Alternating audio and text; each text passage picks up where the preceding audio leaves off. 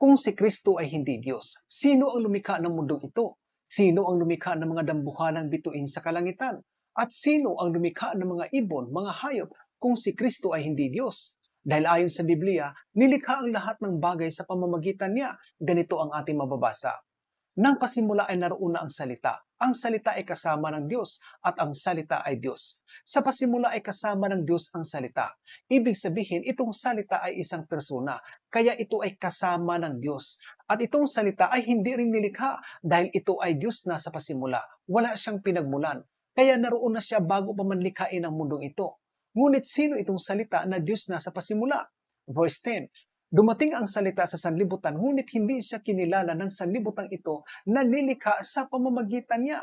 So itong salita na Diyos na sa pasimula ay dumating sa sanlibutan ito na nilikha sa pamamagitan niya. Ibig sabihin, siya ang creator ng mundong ito. Ngunit sino siya at paano siya dumating sa mundong ito? Verse 14, nagkatawang tao ang salita at nanahang kasama natin. Namasdan namin ang kanyang kalulhatian, ang kalulhatian ng bugtong na anak ng Ama. Ang salitang ito ay puspos ng biyaya at katotohanan. So paano dumating ang salitang ito sa sanlibutang nilikha niya? Siya ay nagkatawang tao. Ibig sabihin, sinadya niyang magkatawang tao. Pero bakit kailangan niya magkatawang tao? Dahil kailangan niyang hubarin ang kanyang pagka-Diyos upang isakatuparan ng ipinasulat niya sa kanyang mga propeta sa lumang tipan na ang anak ng Diyos ay ialay para sa kasalanan ng mga tao. Kaya nagawang magkatawang tao ang salita dahil siya ay Diyos. Kaya namasdan nila ang kanyang kalulhatian, ang kalulhatian ng bugtong na anak ng Ama. At yan ang Panginoong Hesus. Siya ang salita na Diyos na sa pasimula. Yan ang kanilang patutuo dahil nakakasama nila mismo si Hesus. Kaya nilikha ang lahat ng bagay sa pamamagitan niya at walang anumang nalikha ng hindi sa pamamagitan niya. So ano yung lahat ng bagay na nilikha sa pamamagitan ni Hesus? Ayon sa aklat ng Henesis, nang pasimula ay nilikha ng Diyos ang langit at ang lupa. Ito ang katunayan na ang mundong ito ay mayroong pinagmulan at ito ay nilikha sa pamamagitan ng kapangyarihan ni Hesus. Kaya kung ang mundong ito na dati ay walang hugis o walang anyo, ito ay nagkaroon ng anyo at magandang tingnan dahil ang designer nito ay isang makapangyarihang Diyos. Kaya si Kristo ang nagpasya sa lawak ng mundong ito. Siya ang may hawak ng mga haligi ng mundo. Siya ang naglagay ng hangganan sa dagat upang ito'y manatili sa likod ng mga harang at nang huwag lalampas ang naglalakihang mga alon. Pinatubo din ni Jesus ang iba't ibang uri ng mga halaman upang lagyan ng kulay ang kabukiran at kapatagan. Pinalipad niya ang iba't ibang uri ng ibon sa himpapawid.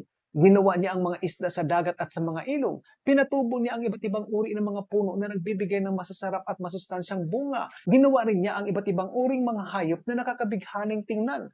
At sa ika-6 na araw ay nilikha niya ang tao. Kaya nakita nila ni Adan at ni Eva kung gaano kaganda ang nilikha ng Diyos para sa tao. At sa ika-7 araw sila ay nangilin sapagkat ang ika-7 araw ay binasbasa ng Diyos upang ipangilin.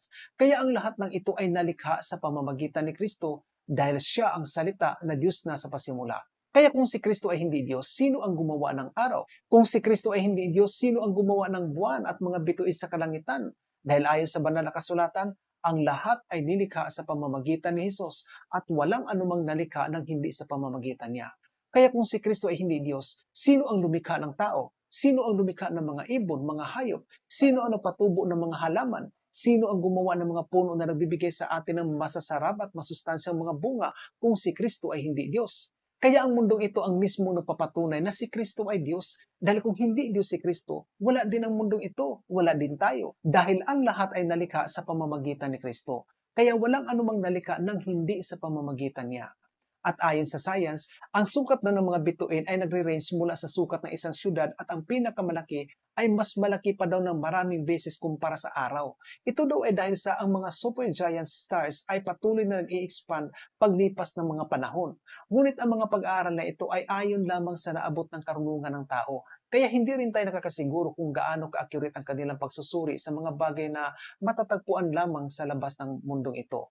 Pero sadyang ipinakita sa atin ng Diyos ang mga bituin sa kalangitan, ang sinag ng araw, ang liwanag ng buwan, at ang lahat ng bagay na nakikita natin sa mundong ito upang ipaalala sa atin kung gaano kabuti at makapangyarihan ang Diyos na siyang pinagmula ng ating mga buhay.